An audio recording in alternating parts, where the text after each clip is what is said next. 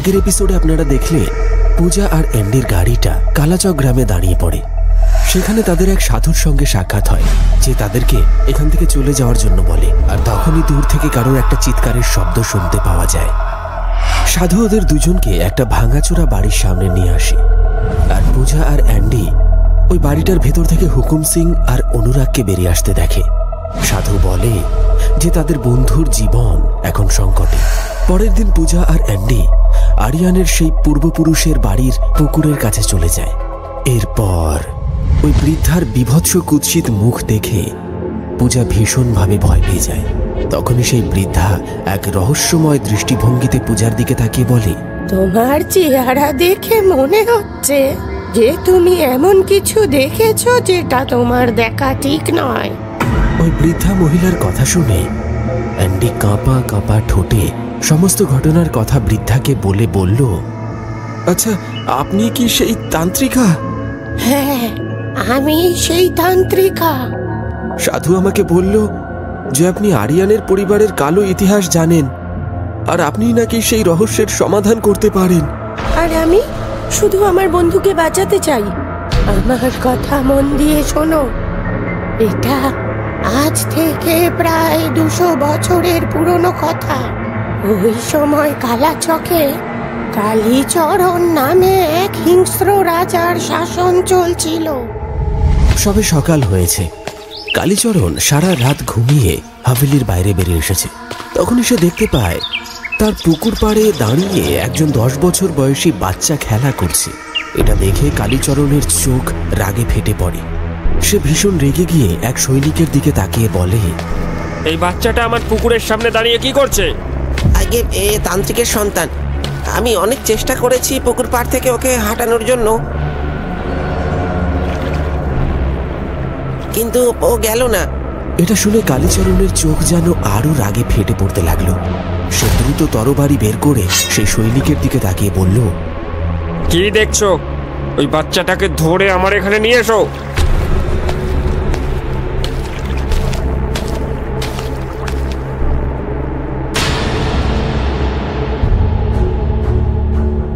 কিছুক্ষণের মধ্যে সেই সৈনিক ওই বাচ্চাটাকে ধরে কালীচরণের কাছে নিয়ে আসে।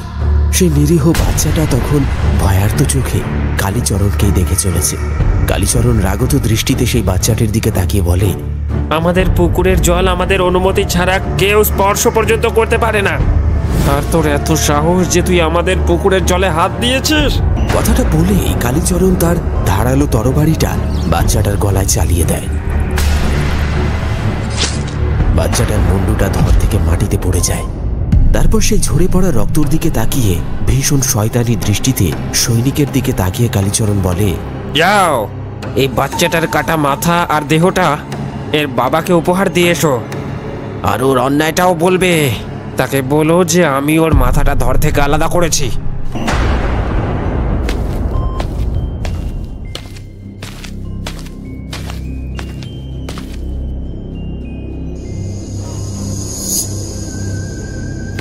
সৈনিক ওই বাচ্চাটার ধর আর মুন্ডু নিয়ে জঙ্গলের পথে এগোলো।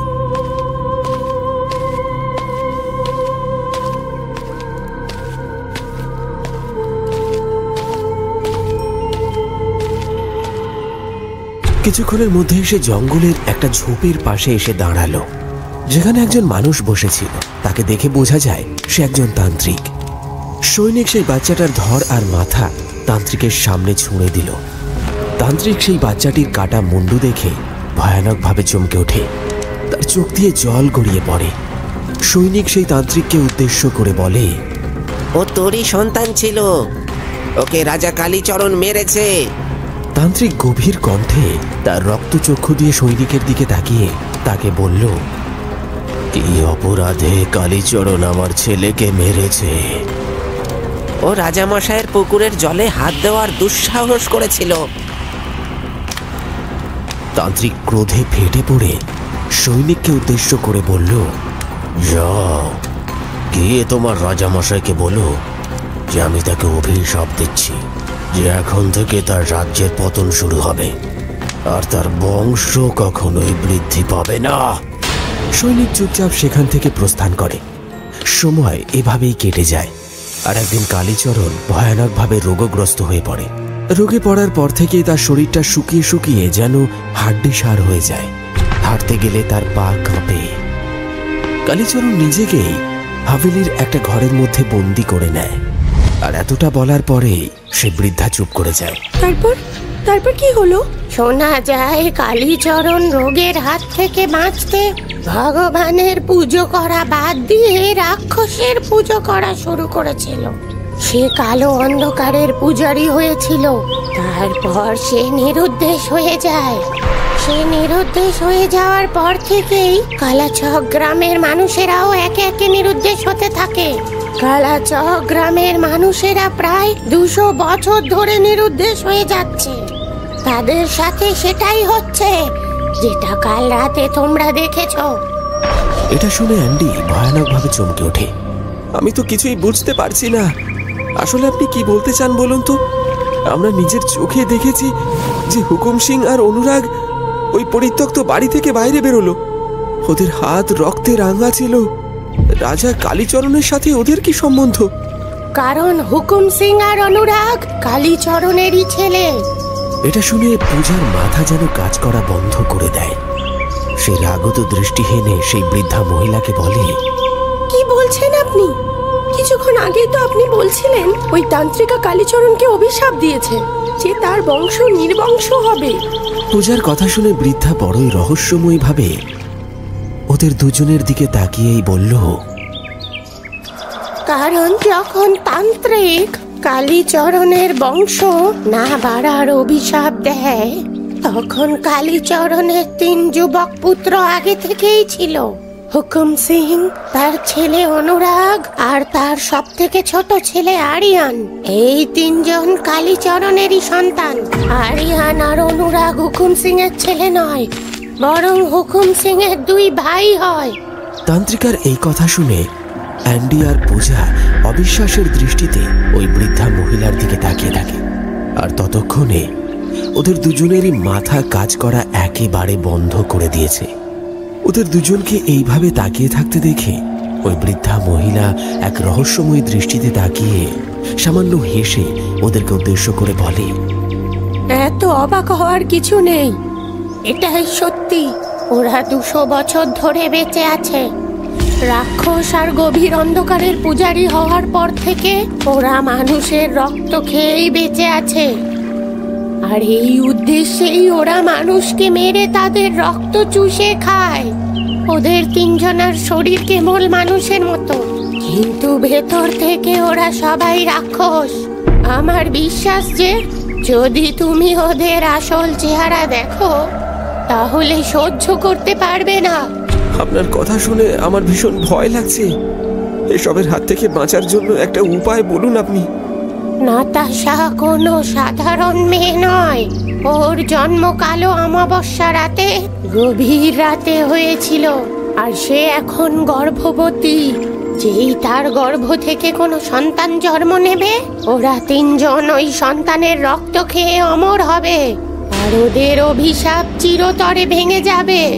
কিন্তু এই সব হওয়ার আগে ওরা নাতাশার ওপর কোনো কালো জাদুর প্রক্রিয়া করবে, যাতে নাতাশা সব সময় সম্মোহিত হয়ে থাকে। ওকে বাঁচানো খুব জরুরি।